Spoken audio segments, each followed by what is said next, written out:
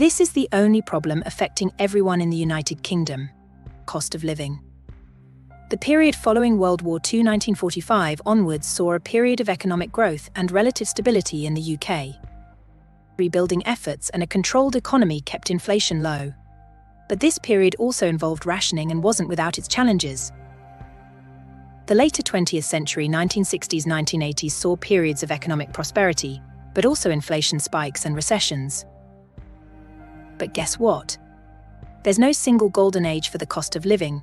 There's been no time in the UK's history when the cost of living was extremely low and never a concern.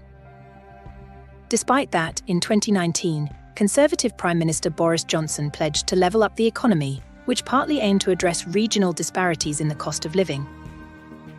However, the cost of living crisis still intensified during his premiership 2019 to 2023. According to a publication from the Office of National Statistics ONS, published on 13 to 24 March 2024. When British people were asked about the important issues facing the UK today, the most commonly reported issues were the cost of living 88%, the NHS 85%, and the economy 70%. So why has the cost of living been a major problem in the UK from its origin till today? So in this video, we will take a look at Britain's cost of living crisis, why it's getting worse, and whether it can change. But before we begin, if you've not already, subscribe to our channel and ring the bell icon for more updates. Let's begin with what is causing the high cost of living in the UK. Is the cost of living crippling the UK? The kettle's on, but can you afford a cuppa?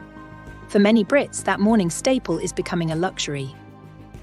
The rising cost of living in the UK is no longer a whisper, it's a roar impacting everything from grocery bills to rent prices. But what exactly shows the current situation is a crisis, not a blip? Let's face it, statistics can be dry.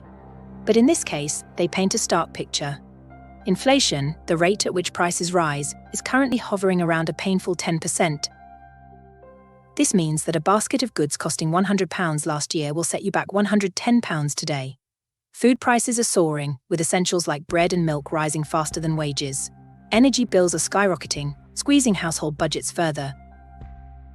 The cost of living crisis isn't just about pounds and pence. It's impacting people's lives in real ways like people are having to make difficult decisions. Heating or eating? New shoes for the kids or keeping the lights on? These are the harsh realities many families face. The constant worry about affording basic necessities is a significant stressor.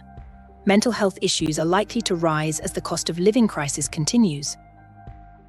Also, global factors like the war in Ukraine and ongoing supply chain disruptions contribute to the problem. Now, why is the cost of living getting worse in the UK right now? A major driver is global inflation. This means the cost of goods and services is rising worldwide, not just in the UK. Factors like the war in Ukraine disrupting supply chains and energy markets, and the lingering effects of the pandemic contribute to this.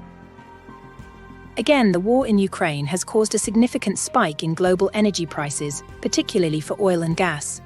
This directly impacts the cost of heating homes and transportation fuels, and indirectly affects the prices of other goods transported using these resources. Moreover, the UK's exit from the European Union has added some friction to trade, impacting supply chains and potentially contributing to higher import costs for some goods. Additionally, some argue that a post-Brexit labour shortage is putting upward pressure on wages in certain sectors. Also, the UK government raised national insurance contributions in April 2022 to help fund the NHS and social care. This essentially reduced take-home pay for many workers, further impacting their ability to cope with rising costs. More so, while wages are rising in the UK, they aren't keeping pace with inflation. This means that in real terms, people's purchasing power is diminishing. Essentially, their money buys less than it did before. All the factors mentioned above are the major reasons why the cost of living getting worse in the UK right now. Now, can this high cost of living problem be solved in the UK? The economy is a complex system, and some level of inflation and fluctuation in prices is normal.